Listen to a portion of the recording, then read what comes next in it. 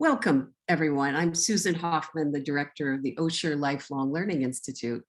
And today we have a professor of economics of sorts in the OLLI sort of moniker.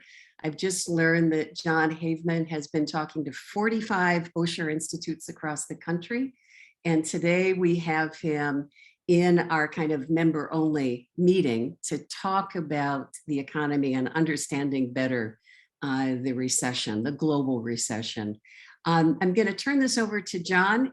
He will talk for 45 minutes and then answer your questions. You can put questions in the chat room, or you can also raise your hand. We're really glad you're here and really delighted that Jon could be with us as well for the next hour. Jon. All right, well, thanks so much, Susan. It's great to be back with OLLI at Berkeley. It's been a couple of years. Let me go ahead and share my screen and let me know if you have any trouble seeing it. There we go. Okay, so we are going to talk about, well, we're going to try to understand the global recession just a little bit. Before I do that, I imagine that there are some folks out there who have seen me speak before, but many who have not. So let me speak for just a little bit about my organization, NEED. NEED is the National Economic Education Delegation. NEED is a nonprofit that I started about 5 years ago. Started it really out of my frustration with politicians who, in my view, are increasingly using economics as a weapon for their own personal agenda rather than as a tool for social good. And I'd rather they use it as a tool for social good. I figure they get away with using it or abusing it as a weapon because the electorate just doesn't know very much about economic policy issues. And that's not a knock on the electorate, that's a knock on the economics profession because we know a ton. We just don't tell anybody. Publish in esoteric journals and move on. So NEED is my effort to get economists out back in a very nonpartisan way to talk about what we know about important economic policy issues. I've gotten pretty good buy-in from the economics profession to date. To date, we have 54 members of our honorary board. Those are all luminary economists who have signed on to say this is a good idea. Probably the most well-known at this point is Janet Yellen, our current Secretary of the Treasury. Ben Bernanke, former chair of the Federal Reserve, is also on. A bunch of former chairs of the President's Council of Economic Advisors, some Nobel Prize winners. And we have an additional 652 members of what I call the delegation.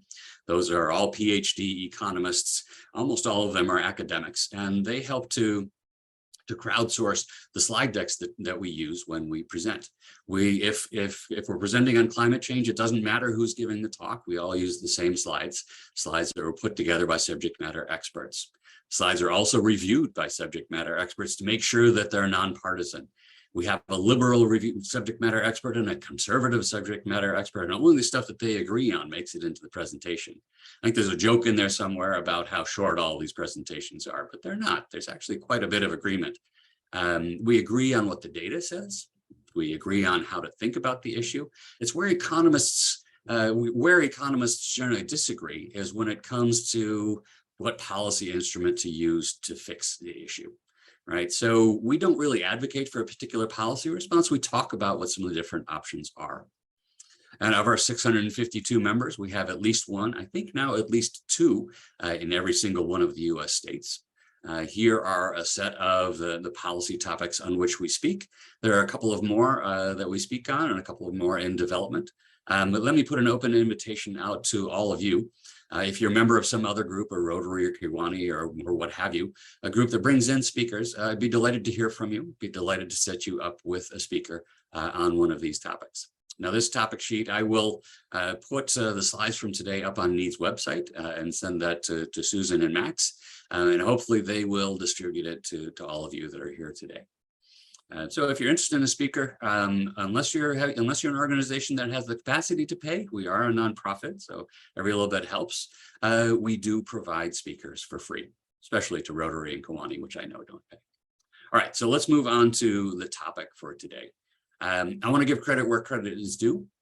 This slide deck was put together by a bunch of us, myself and Scott Beyer, the chair of the economics department at Clemson University, Jeffrey Woglam, who's emeritus professor from Amherst College, Brian Dumbeck from Lewis and Clark College, and Doris Guida-Stevenson from Weber State. All right, so what are we going to talk about today?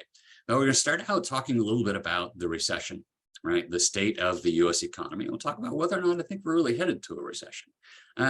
Spoiler alert, I'm not sure that we are. And then we'll do some global comparisons. We'll talk specifically about inflation. And then we'll talk about the policy response of politicians and other policymakers to both the pandemic and to inflation, the inflation that we're experiencing. Okay, let's talk about the state of the US economy. We have data on US GDP through the second quarter of this year. And this was a headline that popped up when those data were announced. It was originally announced that in the second quarter, GDP fell by minus 9%, by minus 0.9%, revised to minus 0.6%. But that was the second quarter during which the GDP had fallen. And it's sort of common in the narrative out there that, oh, if you have 2 quarters of negative GDP growth, you're in a recession. Well, economists are not yet ready to call what we're in a recession. We'll find out in October what happened in the third quarter. My guess is that there is positive growth in the third quarter, but even that notwithstanding, the other indicators of the economy throughout the first half of this year don't look too bad. Employment growth has been pretty solid. I'll show you what some of the indicators are, and I have a nice graphic from the New York Times that shows a bunch of indicators and whether they're in good shape getting better, good shape getting worse, bad shape getting better, what have you, and we'll talk about that a little bit. Right, but first, let's talk about some of the fundamental data on the US economy. First, this is GDP. The bars on this graph show you quarterly growth at an annualized rate. And what that means is that had GDP grown for a full year at the rate that it did in just that quarter, this is how fast it would have grown, right? So it's not that in the third quarter of 2020, we had GDP actually grow by about a third. No, if it continued growing at that rate for a year, the economy would have grown by a third year over year, right? And so here we have the last 2 quarters, right? Minus 1.6% growth or decline in the first quarter of this year, and minus 0.6% decline in the second quarter. So there's our 2 quarters of negative growth. You can see the growth was pretty solid. It's been pretty solid during the pandemic. We had 2 quarters, in the first 2 quarters of 2020, and 21 pretty solid, and 22 not looking all that good. But let's look at the trajectory of GDP during the pandemic. Right, on here are 2 lines. There's the maroon line that shows you what my forecast would have been for GDP through the second quarter of 2022. The forecast that I would have given you had you asked me in the fourth quarter of 2019 before the pandemic set in. Right, so the blue line is what actually happened to GDP. First quarter of 2020, significant decline. Second quarter, massive decline. Third quarter, we thought everything was all better, so we sort of jumped back into business. But then not so much. We had various variants of the Omicron that had us sort of stutter stepping just a little bit. And the last 2 quarters again showing decline. So we are above about $0.6 trillion above where we were in the fourth quarter of 2019. But we're still about $0.6 trillion below where we should have been. Right? So the newspapers will talk about, oh, we've recovered our GDP from before the pandemic, but I don't really care about that, right? Because GDP should have kept growing had we not been in a pandemic. So I care about whether or not we recover where we otherwise would have been, and we're still a little bit more than $0.5 trillion down. Okay, right. In the last 2 quarters, we've been experiencing a decline. What is accounting for the decline? Well, GDP is really the sum of 4 categories of spending. There's consumption, all of the buying that you and I do, right? There's investment, which comes in a variety of different ways. There's how much government spends, and then there's net exports, right? So it's really going to be changes in these 4 categories that determines what happens to GDP, right? So what have we been experiencing? Well, 2 quarters of negative growth, but whether or not we're in a recession really depends on what's driving the drop, right? What's driving the drop, I'll point out in just a minute, is inventories, right? Well, what do inventories have to do with GDP? I'll explain that in just a minute. Right? And the housing market is also slowing. Housing market red hot throughout 2021. 2022 has seen a little bit of slowing in government spending, right? We did a lot of government spending in 2020, 2021, and we are not doing pandemic spending in 2022, right? So these are 3 things that are driving the slowness or even the decline in GDP, but I'll make the case that it's really inventories.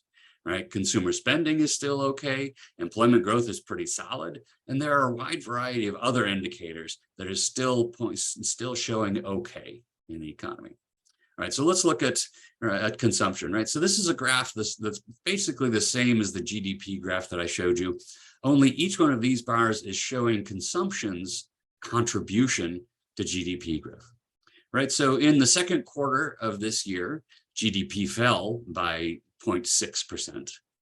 But if GDP were based on consumption alone, it would have increased by 1 full percent, right? So consumption is still driving GDP up.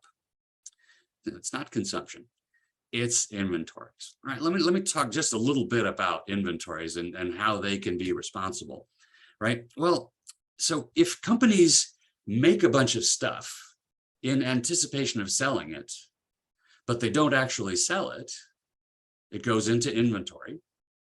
And it turns out that increases in inventory, even if they don't get sold, increases in inventory contribute to GDP because it's gross domestic product, and we did produce the stuff, right? So in the fourth quarter, oops, what's going on with my pointer? Sorry about that.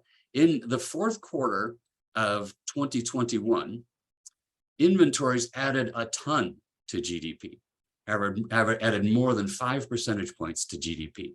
In anticipation, I think, of a strong Christmas season in goods, that didn't come about, right? Because we've been buying goods all through the pandemic, so we didn't buy a ton of goods during the last Christmas season. So they built up inventories. So at the end of the year, they had a ton in inventories. So what happened is in the first quarter of this year, they added only a little bit to inventories. In the second quarter, they said, wow, we're struggling to sell this stuff, so let's not produce anymore. So they stopped production and reduced inventories dramatically. They reduced inventories dramatically to the point where the decline in inventories was responsible for a minus 2.67% decline in GDP. Right, so this is enough, way more than enough, to drive GDP negative. So it's adjustments in inventories that were thrown out of whack because businesses didn't know what to do. They didn't know what demand was going to be like because of the vagaries of the pandemic. Right? So we had inventories go way up and inventories go way down. Inventories going way down caused the negative GDP growth in the second quarter. Right? So that's fundamentally why I don't think we're headed into a recession. Right, inventories just we're out of whack. We're getting them back into whack, if you will. And so I believe that third quarter GDP will come in positive.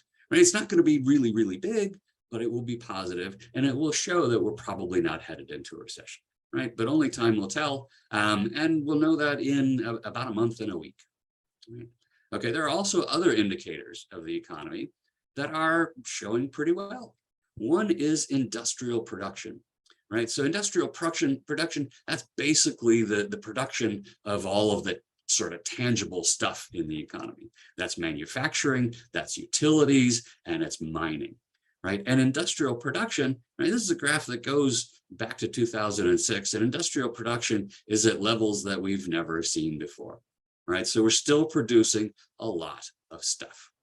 Right? This is a pretty good indicator of recession, and it's not suggesting at all that we're headed to a recession. The next indicator has to do with employment. Let me pause a second and pull up the chat window so that I can pay attention in case anybody puts a question in there. All right, so back to where I was, we're talking about employment, right?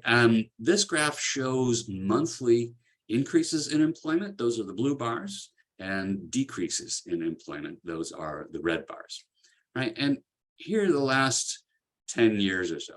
right? We have 1 month of declines. This is the last year or so, and you can see that we're creating jobs throughout what many people think might be indicating a recession. The first 6 months of this year, we created jobs at a pretty solid rate.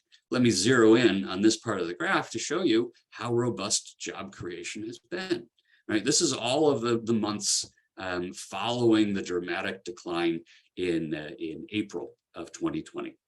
And so over here, we've got the number of jobs that are created in each month. In August, we created 315,000 jobs.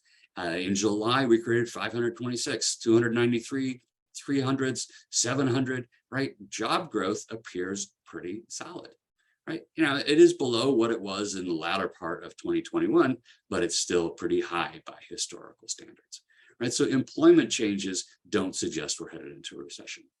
Now, there is a big employment gap, right? So this red line is actual levels of employment. So this is February of 2020, and the US economy had 152.5 million jobs, right? This is February, that's March. I'm sorry, that's February, I'm sorry. This is March, and that's April, right? And we've been clawing our way back ever since. This line is what probably, again, my forecast of what employment would have done in the absence of the pandemic. We've been getting closer and closer to that line, but we're still, we're 240,000 above where we were in February of 2020, but we're still about 6.3 million jobs below where we should be, right? So we've still got some growth to make up. Let's step back a little bit away from the conversation about recession for a minute, and let's look at what kinds of jobs are coming back. Right, it turns out that it's middle wage jobs that are leading the recovery. High wage jobs are next. They're still down pretty significantly. Early on in the recovery, the high wage jobs were doing best, but that flipped about a year ago. And low wage jobs are the slowest to recover. Low wage, those are folks making less than $29,000 a year. Right, so it's really kind of it's not an equal opportunity recovery. If you were a low wage worker beforehand, you're probably hurting more than if you were a high wage or a medium middle wage worker. Right? And it turns out that part of the reason for the sluggishness in employment growth is because a lot of workers have disappeared from the labor force. Right? We have 3.7 million fewer workers in the labor force than we should have. Again, this is another one of those graphs where this is February of 2020. There were 164.6 million people who wanted a job, right? There should now be 168.4 million people who want a job, but the reality is there are only 164.7 million people in the labor force, right? So we're down about 3.7 million people, right? Where did they go? Where are those folks? Well, this is a graph that sort of illustrates where people have gone. This big blue area, that's the labor force. The light blue area, these are people aged 16 to 24 years old who otherwise would have been in the labor force or were in the labor force before the pandemic, but are not. So those are exits by 16 to 24-year-olds.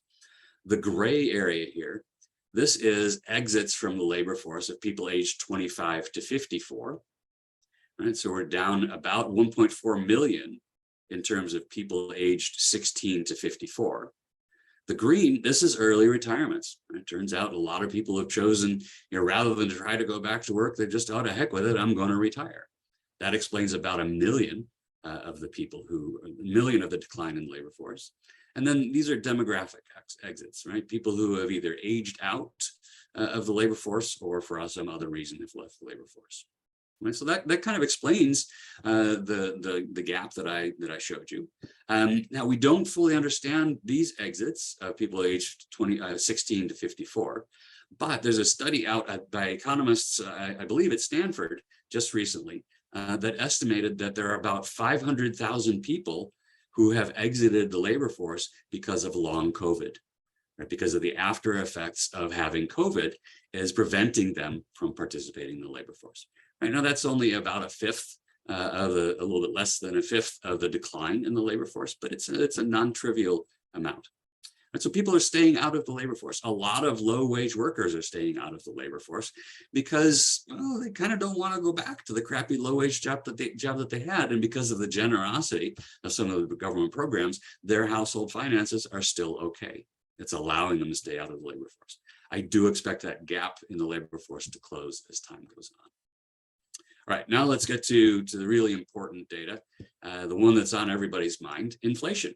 This is the consumer price index, year-over-year changes in prices in the United States.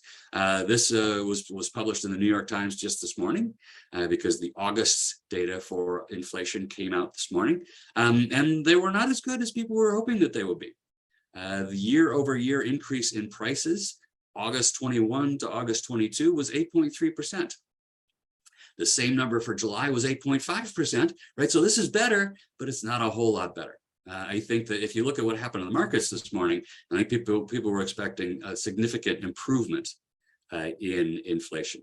We didn't get it. We got a minor improvement. And that might be what we're in for the next 6 to 7 months, is a series of minor improvements. It may take us a while for the economy to get back into some sort of equilibrium. I'll talk about reasons why the economy is out of equilibrium in just a few minutes. So what accounts for the inflation, right? It turns out, so these are monthly changes. So these changes in prices from July to August of this year, right? Some categories saw big increases in prices, right? Piped utility gas service. I don't know why that increased, but it did. Apparel is up, motor vehicle maintenance is up. All of these categories are up. So if you exclude food and energy, there are increases in prices in the economy.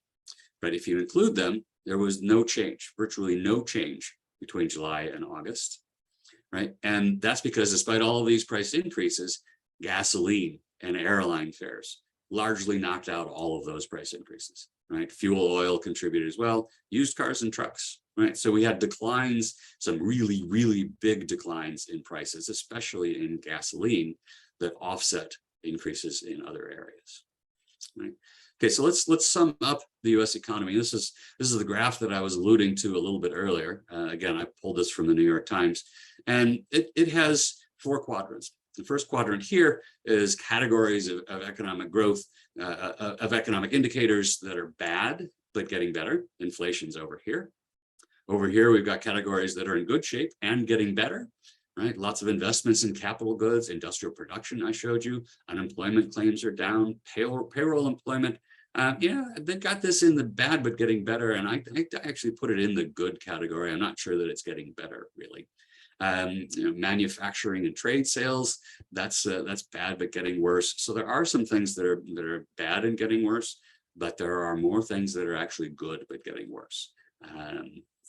And this gives me pause in saying we're not headed into a recession, but I still think we're not, right? Building permits are down. Building permits are down because housing markets are softening, right? Hourly earnings growth, that's down because inflation is so high. Job openings are also down, but that's because we're creating a lot of jobs. So I discount this quadrant. I think this quadrant's important, as is this quadrant. And so I repeat and I maintain that I don't think that we're headed into anything that's going to be categorized as a recession. All right, so that's the US economy. I found some data that allows us to compare what's going on in the US economy with other peer countries, if you will. All right, so let's first look at inflation, right? Inflation in the United States, this is last month's number of 8.5. In the Netherlands, inflation year-over-year price increases were about 12%, Spain 10.4%, United Kingdom 10%, Denmark, right? So the US has high inflation, but we are not alone in that, right? Most of our peer countries are experiencing a significant amount of inflation as well, right? And what this tells me, right, it very strongly suggests that it doesn't have anything to do specifically with our policy response to the pandemic. It has, because policy responses in all of these countries were really quite different. You know, all of us threw a bunch of money into the economy, but we did it in different ways. So inflation, I'm more inclined to think, is an artifact of the economy being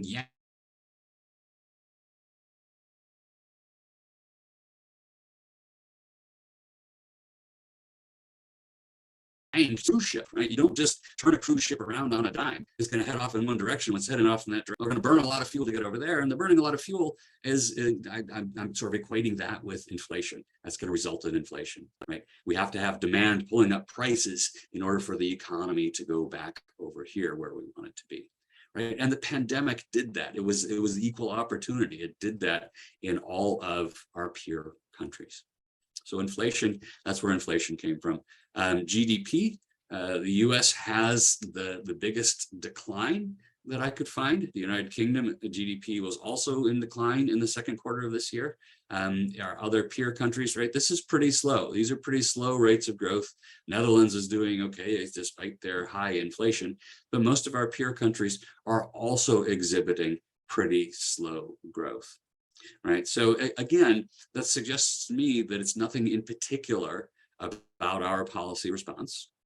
It's more due to the havoc that the pandemic has wreaked on economies. Right, so let me sum up sort of a global summary. Developed economies are uniformly down, not a surprise, right?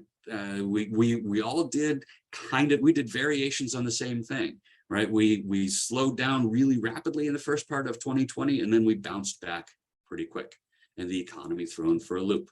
Now we're trying to get back into equilibrium. Right? We have very little experience with this type of a global shock. You can go back to 1919, but the economies were not so interconnected, and our economies were really very different then, right? Much more dependent on manufacturing and goods production, much less dependent on services, right? So it's not really a very good comparison. So I go back to, we have very little experience with this type of shock. Right. Somewhat surprising because the economic responses varied across countries, but significant stimulus was a common theme. Supply chain issues are and continue to be a common theme, and shifts from purchases of services to purchases of goods was a common theme. And now the shift back, slightly away from goods, back towards services. So James in the chat says, you seem to be skirting China's status and role in the world economic status. China is a little bit of a can of worms in all of this. China's response to the pandemic was really very different from most other countries. And as a result, I think China's situation continues to be more dire. China is certainly the source of lots of the supply chain issues that we're experiencing, but making comparisons between what's going on in the United States now and China, very, very complicated, may even be a little bit above my pay grade, but it's certainly beyond what we have time for today. Okay, Valerie asked, do you think our economic support of the war in Ukraine is impacting our economy? I really don't. I really don't. It might be, no, it's not yet. That's added a little bit to borrowing. But during the pandemic, we borrowed an additional $5 trillion. So the borrowing that we're doing to support Ukraine is probably more or less a drop in that bucket. So I don't really think that it's having much of an impact. Okay. All right. So let's talk a little bit about inflation, right? Where does it come from? Why do we get it? What do the data show? Right, so this is the CPI. Again, it's the data that I showed you earlier in a longer term graph, but this is sort of focusing in on what we've been experiencing more lately. Right here, the last couple of months have been declines in inflation, and CPI says that August to August we experienced price growth increases of 8.2%.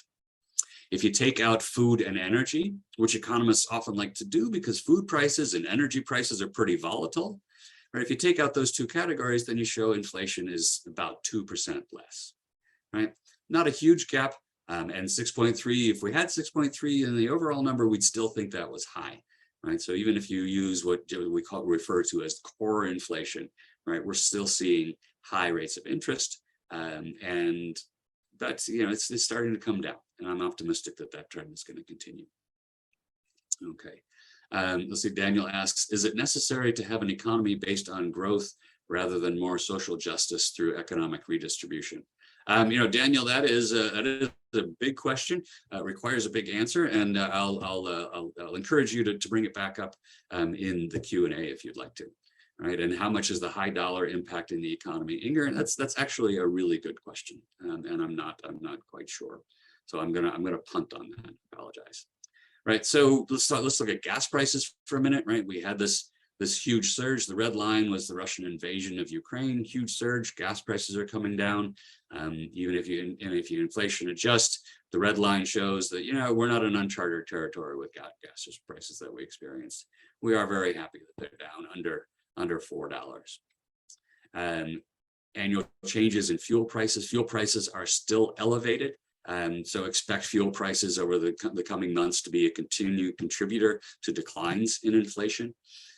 Food prices continue to increase. And the red line here is food. Food away from home, food at home, because this is again is a shift in our supply chain. Price increases for food at home are higher than food away from home, which is it's usually the opposite is the case. Right, so food prices are still driving some price increases. Spending patterns have changed. Right, so the red line here shows spending on goods relative to February of 2020. Right, so if 100 is February, then by early 2021, our spending on goods had increased by 20%.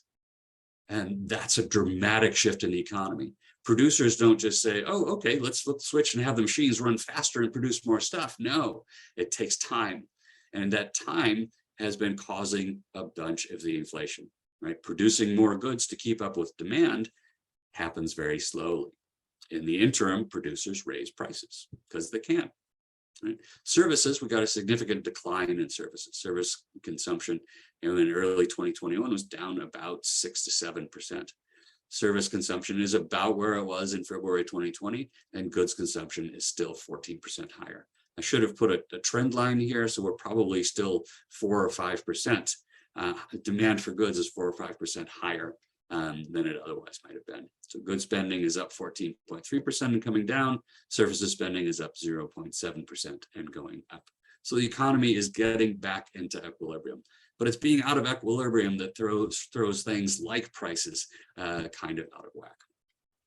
Right. Okay, and this is what's called demand pull inflation. This is sort of one of 3 sources of inflation. Demand pull, when demand shifts abruptly and there's a big demand increase for something, the price of that thing is going to go up. And in this case, it was the entirety of the goods sector. Inflation has been concentrated actually in a small number of sectors, right? This is the CPI. The red line is the consumer price index that we've been talking about. This is inflation in the cost of building materials. Basically, it started out just being lumber because when the pandemic set in, all of the lumber yards all over the world just stopped production. So we had massive shortages, right? But other parts of material goods are now in shortage as well. So we had dramatic increases in prices there. Dramatic increase in used car prices, right? An increase that we've never seen before. Why is that? Well, that has to go back. That goes back to the supply chain and microchips.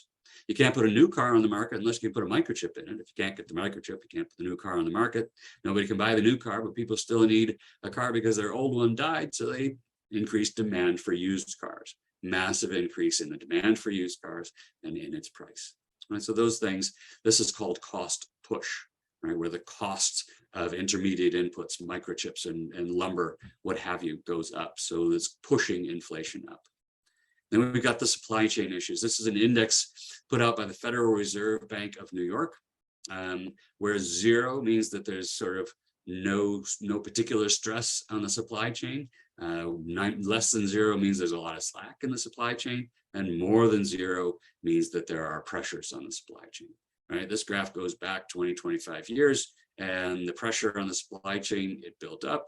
It subsided, and now it's built back up again as the economies have been coming out of our pandemic hiding. So supply chains are still gumming up the works in not only the US economy, but all the other economies. And this is cost push. Again, supply chain troubles, even if it's just delaying the arrival of intermediate inputs into production, right? That's a cost.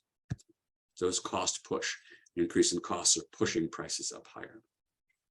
So my diagnosis for the uptick in inflation, yes, there were supply chain issues that affected some areas in particular, like computer chips.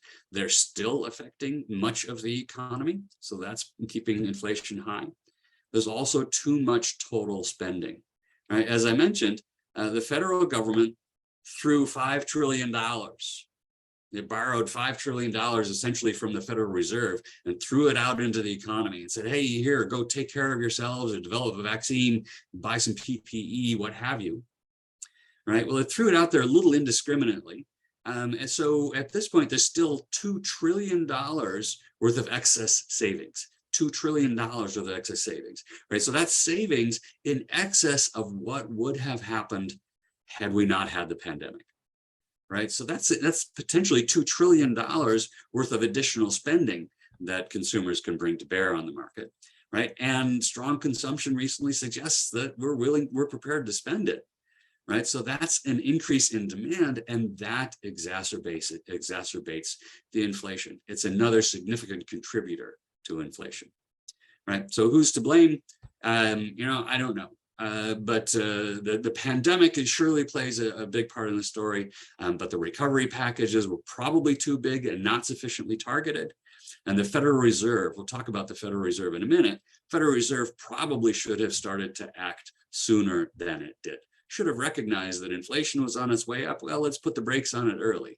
I confess that I shared the sanguinity of the Federal Reserve, that it was going to be a temporary transitional thing. Turned out not so much to be. So that was a genuine mistake, both on my part, and which is of very little consequence, but also on the part of the Fed, which is of great consequence. Patsy asks, you had said in a previous course that 2/3 of GDP is spending. If spending is up and GDP down, why is there too much spending?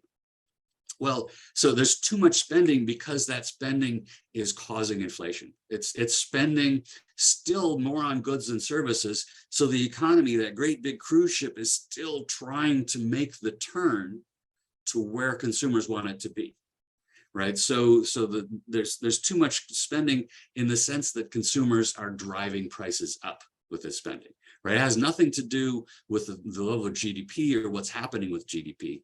It has to do with inflation and the influence that spending is having on inflation. I hope that's helpful. Okay, so I talk about the Fed. What is the Fed doing about it? Well, the Fed is doing, virtually the only thing it can do at this point. It is raising the federal funds rate. Okay, and I'm sure some of you are sitting there, well, what does that mean? What on earth is the federal funds rate? If, like Patsy, you had in a previous course, you may well remember that the federal funds rate is the rate that banks charge each other to lend overnight. Right? Why do banks charge each other to lend overnight? Well, they do that because the Federal Reserve has reserve requirements. Right? You have to have a certain percentage of all your deposits on hand at the end of the day. Right? That helps to maintain solvency and reduce runs on banks. Make sure that you've got cash on hand. At the end of every day, there are some banks that have excess reserves, and there's some banks that don't have enough reserves. So the banks with excess reserves lend it to banks that don't have enough. And this is the interest rate that they charge each other. Right? And it turns out that if that interest rate goes up, that affects all of the other interest rates that banks employ, charge, or use. Right? So we've had an increase in the federal funds rate of about 2.25%. Right? So that's going to have an impact throughout the economy. It's going to raise interest rates throughout the economy, and that's going to influence demand. Right? So that's how the Federal Reserve is trying to slow down inflation. It's trying to address the spending that Patsy was talking about. Right? Get us to spend less. Well, we can spend less in ways that affect inflation by doing less investment borrowing. Home loans, the mortgage rates are tied to the 10-year treasury. The treasury goes up, mortgage rates go up, people buy fewer homes. How does that help with inflation? Well, it turns out that when most people buy a home, they end up buying a lot of stuff to put in it. So if they're not buying homes because the interest rate's too high, they're not buying all that other stuff. Car loans, they're buying fewer cars. Credit cards, interest rates are going up, so people are going to be more loath to use their credit cards. They're going to reduce their spending.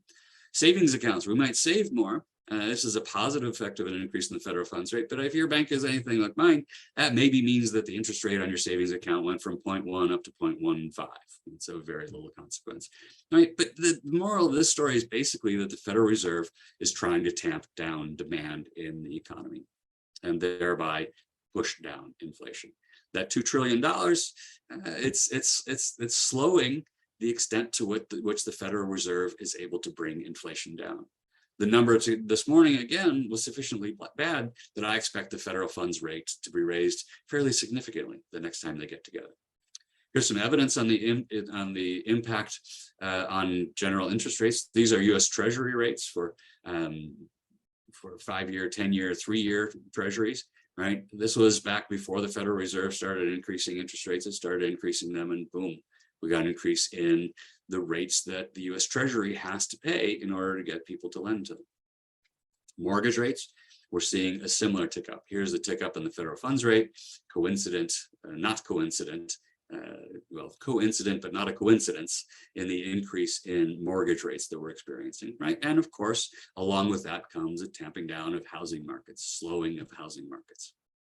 Right, some major takeaways from this. Is a recession on the horizon?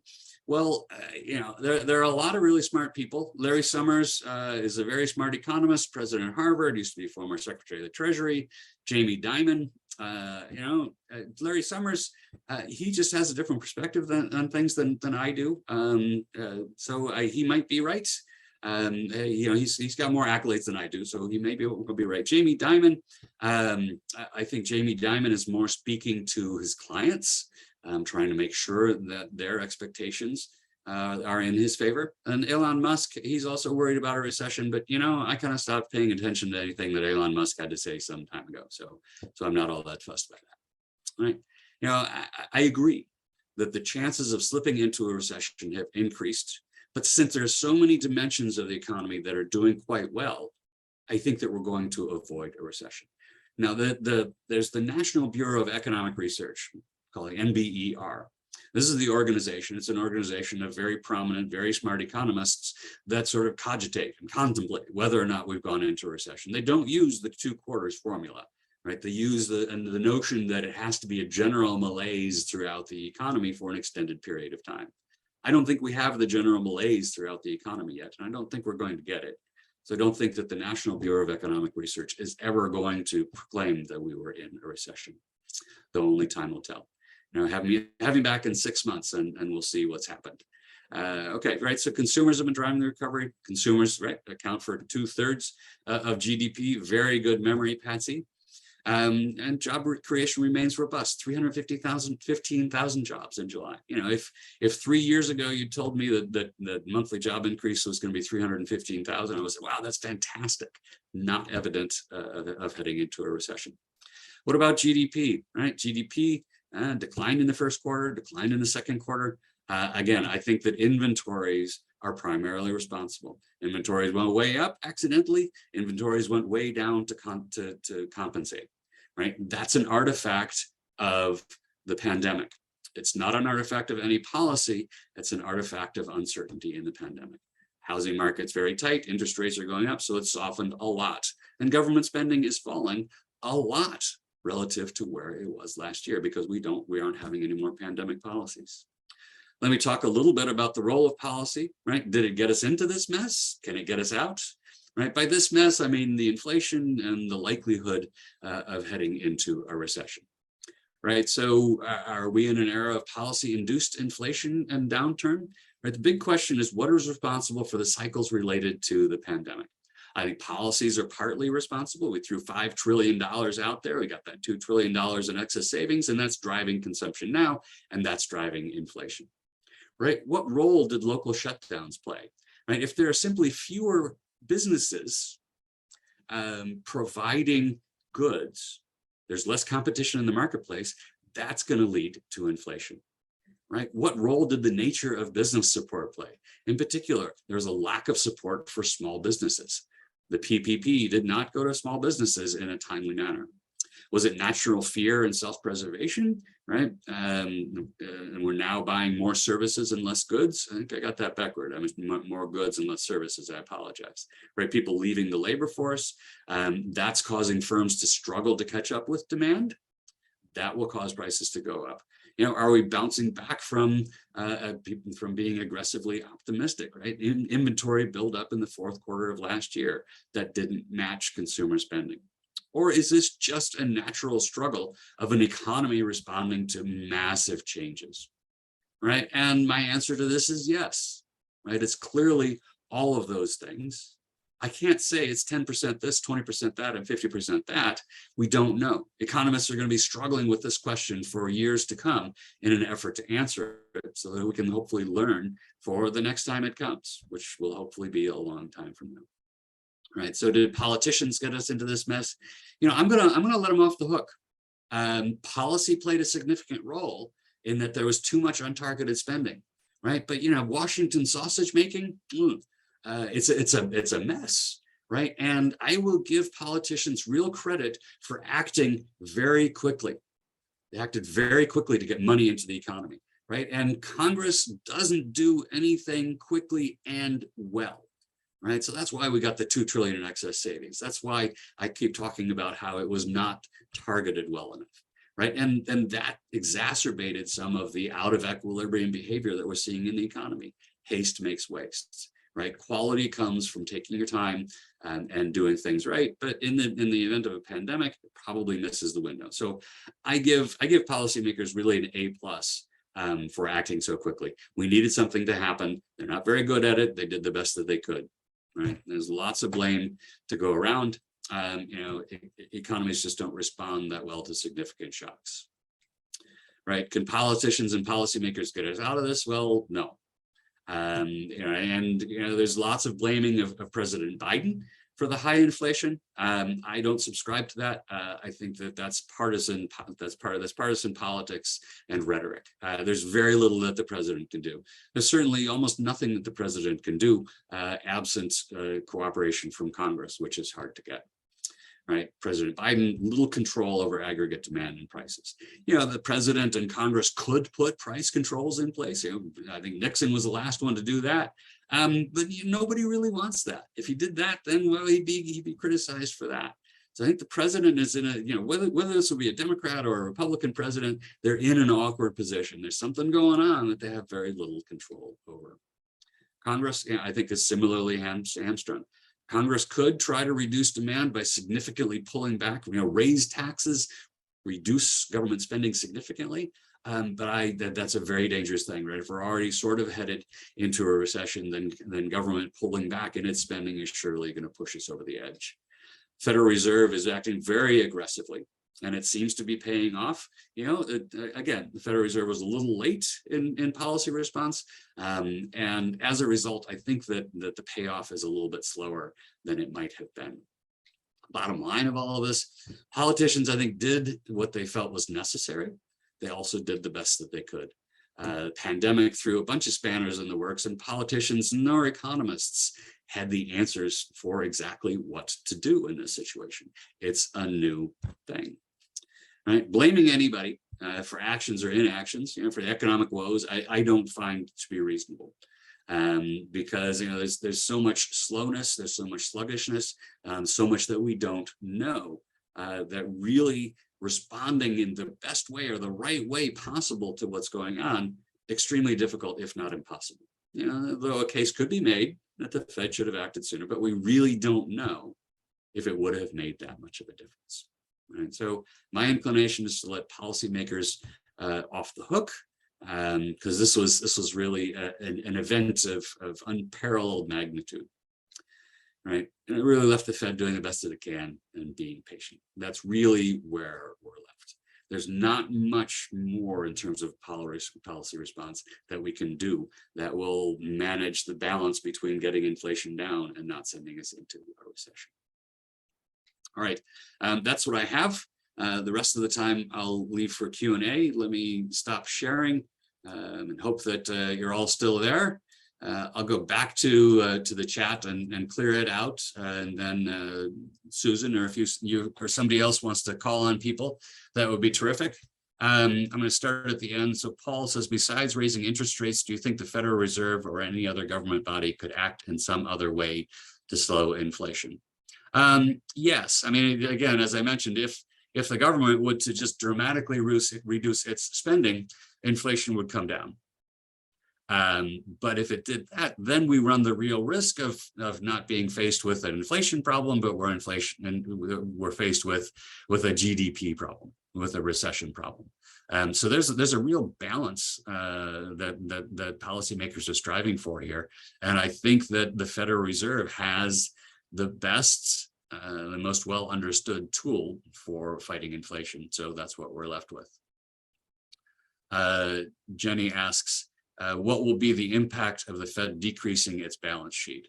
Well, if the Fed started decreasing its balance sheet, then that would really serve to lower interest rates. And so I'm not sure that the Fed is going to do that, because that would exacerbate the inflation problem. The Fed will hold on to what it's got until we're in smoother sailing waters. Is spending for infrastructure and climate change related improvements likely to be felt in the economy soon? I think so. But probably it's not a big enough, it's a big enough number to make a difference in terms of infrastructure and in terms of climate change. I don't want anybody to think that I don't fully support what Congress did on climate change. I think it's fantastic, but it's not a big enough number to really, really move the needle. Let's see. Craig says, much higher deficit spending by governments worldwide may come home to roost as higher nominal and real interest rates crowd out discretionary government spending in the years ahead. Effect on global GDP growth. Yeah, Craig, I certainly worry about that.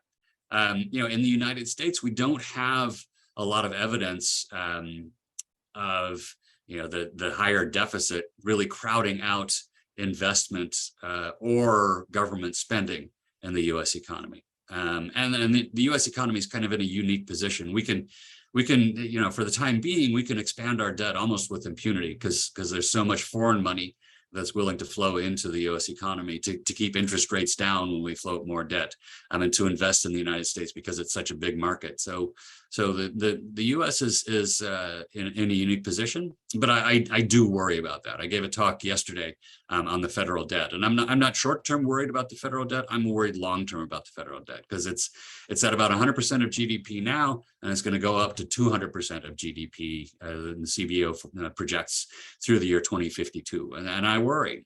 I don't know at what level the debt becomes a real problem. Is it at 100%, 200%, 300%, 400%? I don't know. Nobody knows. If they tell you, they know. They're making stuff up. All I know is that I don't want to find out. I don't want to find out when our debt really starts to be a problem. So we need to start thinking about Social Security, about healthcare programs going forward. To whether that's through increasing taxes or reducing benefits. I'm not going to argue that right now, but we need to fix those systems. Let's see. Daniel asks, what is the role of drought and other problems associated with climate change? Boy, Daniel, that's a really good question. My inclination is to say that the impact of drought and climate change aren't yet big enough to really show up. That might not be right. And I firmly believe that within 5 to 10 years, the impacts probably will be big enough to show up, and they won't show up in any sort of a positive way. Patsy's next question, I'm afraid more austerity cutbacks will affect the poor and working class the most. Patsy, I'm afraid of that too.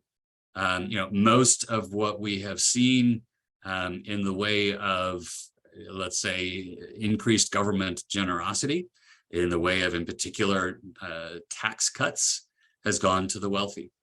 And because of those tax cuts, we've done a lot of reducing of discretionary spending, and a lot of the social safety net falls in the discretionary spending category. So over the course of the last 40 years, What you're worried about has really been the rule, and I don't see why that rule is likely to change going forward. Pat says we need no caps on income for Social Security. Absolutely right. We have caps on income, right? So if for those of you who don't know what we're talking about, right, you only pay Social Security taxes on, I don't remember what the number is, but about the first $140,000 worth of your income. Right, so if you pay it on $1, you pay it on $140,000. You don't pay it on $150,000 or $200,000, right? And the only reason that cap is in there so that it was so we could get Social Security passed in the first place, right? But raising that cap and raising it significantly makes great sense from an equity perspective, and it also makes great sense from a solvency perspective of the Social Security system. So I agree. Yeah. All right, so I think that's the chat. I apologize if I've missed anybody. If I have, please feel free to raise your hand and let me know.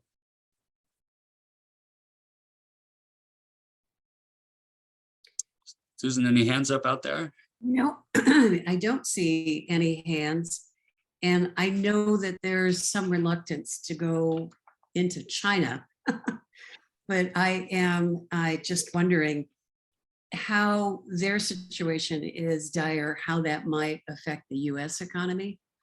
Yeah, I mean, so that happens primarily through maintaining the difficulties in the supply chain that we have, right? Because we've seen a lot of reshoring during the pandemic. Companies that were producing in China have brought back onto US shores.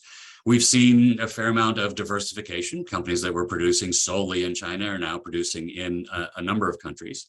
Yet China still is a massive source of supply for things like microchips, right? And that it impacts markets, really significant markets, impacts car markets, right? And so car markets and all of the employment that generates, it's a not untrivial chunk of the U.S. economy.